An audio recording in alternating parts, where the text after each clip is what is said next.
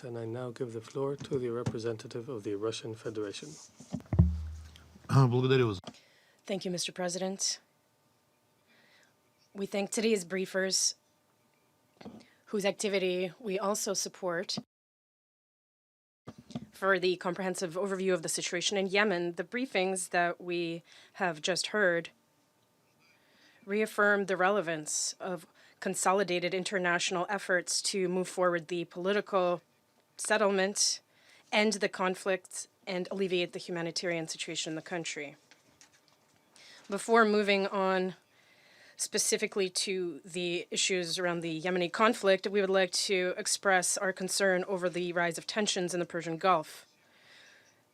We expect that all the incidents that have taken place in the region will be duly investigated. Russia condemns attacks against oil tankers.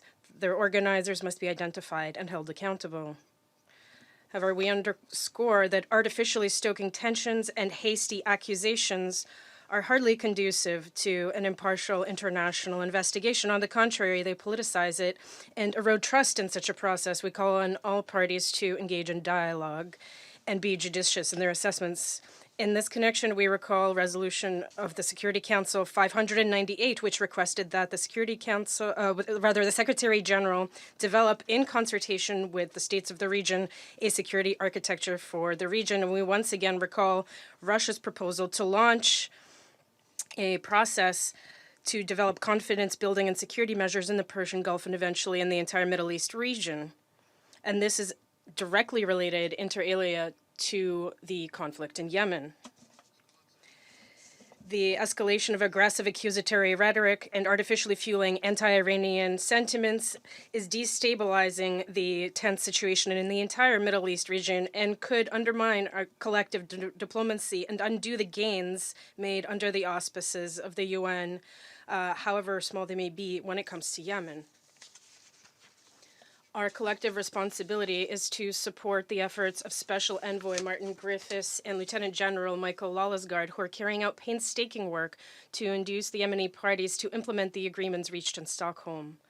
The parties have begun implementing the first phase of the redeployment of forces from the ports of Hodeida, Salif, and Ras Isa, and the unilateral deployment of forces by Ansar Allah is an important step towards implementing the broader plan for the disengagement of opposing parties. In that context, we note the increasing role of the United Nations mission to support the Hodeida Agreement. We call for its rapid and full deployment, which will allow to closely monitor the steps being made to implement the agreements regarding the Red Sea ports. Progress in Al Hodeida will allowing to unblock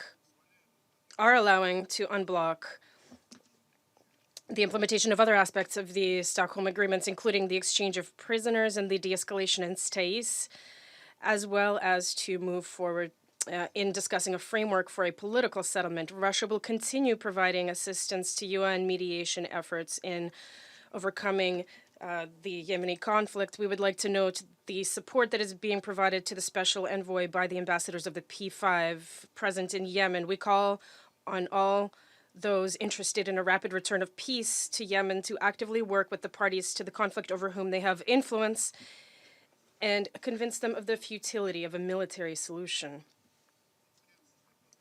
In the context of a lack of progress when it comes to a political settlement in Yemen, as we've heard from our briefers, the humanitarian situation continues to worsen daily. 2/3 of the country's population are suffering from hunger, lack access to essential medicines and basic social services.